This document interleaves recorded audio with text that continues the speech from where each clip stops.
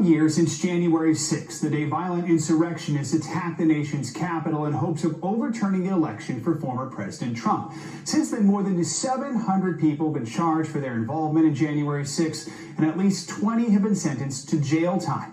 But the forces that compelled rioters to break into the Capitol, mainly the disinformation and misinformation around the election, well, they haven't gone away. In some cases, they may have gotten stronger, more widespread. Joining me now is Jason Blazakis. He's a former director from the State Department's Counterterrorism Bureau and is now a professor at the Middlebury Institute of International Studies. Also joining us is NBC News reporter, senior reporter Brandy Zadrozny. Jason, let's start with you. You have a piece in the Richmond Times-Dispatch on the rise of domestic terrorism. In it, you write, "Today, perhaps the greatest threat to our nation comes from within, and we're ill-equipped to fight it." So what role specifically do you see disinformation and misinformation playing in potentially future domestic attacks on U.S. soil? What can we do in 2022 to try and address it better? Well, you had an eclectic mix of individuals that convened in Washington, D.C. first. You had white supremacists, anti-government individuals associated with groups like the Oath Keepers and 3%ers, and then you had your conspiracy theorists who were associated with groups like and movements like QAnon. So it was an eclectic mix. What brought them together was a lie, and it was a lie that disseminated over the marketplaces of misinformation like Facebook. And in my view, that challenge remains. Social media, the larger ecosystem of the internet, allows for the grievances these individuals felt that they were being affected by, that their grievances weren't being heard, that brought them to the Capitol. That continues to triculate throughout these social media platforms. So there's a lot that can be done, ranging from adopting new laws, ranging from holding social media companies accountable for not following their trust and safety guidelines, amongst many other things. Jason, I mean, the Pentagon updated its policy this week to try and stop extremist activity from within its own ranks. Let me read you what's changing.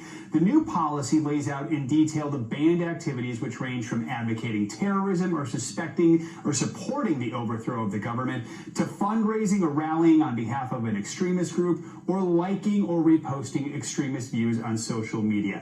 What's your reaction to the Pentagon's new policy? It might be hard to believe they need a policy for something like this. Do you think it goes far enough, sends a strong enough message? I think it's quite late. This has been an enduring challenge within the U.S. military for a number of years now, and it's a good thing that these policies have been adopted. But now it comes to the hard issue of implementation. What are the human and financial resources the Pentagon is going to put towards actually implementing these policies and regulations? You know, the issue of, ensuring that personnel who are brought on board, for instance, through the Department of Defense's Personnel Security Office, obviously that needs to be expanded in terms of their resources to be able to do some of the things that are mentioned here by the Pentagon that need to be done.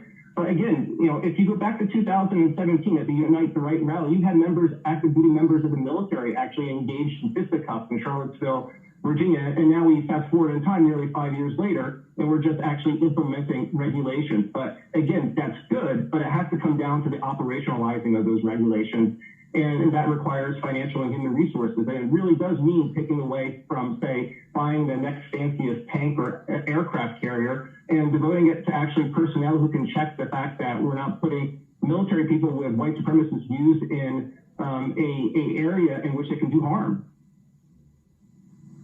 Brandy, I want to bring you in here. You spend a lot of time reporting on the deep, dark web. When you look back now in 2021, the changes that were made to try and prevent the next January 6th, where are our shortcomings right now? Do you think disinformation is flowing as easily on social media and online as it was last January at the beginning of the year? Our shortcomings are many. And hi, Joe. Merry Christmas, by the way. Yeah, the government is taking the threat more seriously in a lot of ways, a lot of arrests. The Select Committee, Joe Biden has a strategy for addressing the domestic violent extremism threat, and all of that's great. Social media is doing what it always does, which is react. So whether it will have good programs in place when we get to, let's say, the midterms, to actually stop the next threat, that's just, we have to sort of wait and see. But I think that you brought up an important point, which is that Hatred and extremism doesn't come from nowhere. It is literally fueled by disinformation. You have to have a reason that people will hate someone else. You have to give people a reason to be afraid of someone else.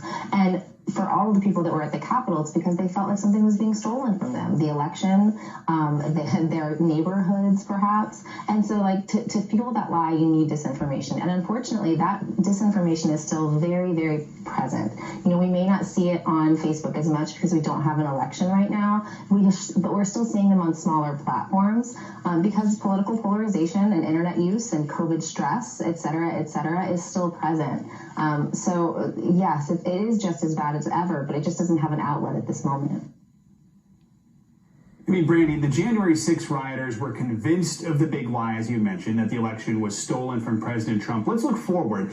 In the 2022 midterms and beyond, we're probably going to see similar rhetoric from politicians, but are social media platforms and tech companies better prepared now to handle it? Has anything changed?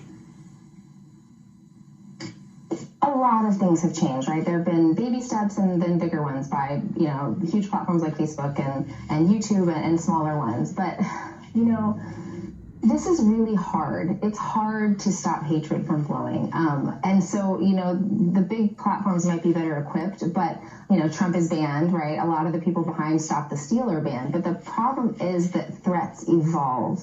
And it always feels like platforms are reacting. It still feels to me like they're reacting. And so we have yet to see how this threat will evolve, what new players will come on the stage, and if it will take, a full 4 years for platforms to ban them. It's going to be hard. We have to wait and see.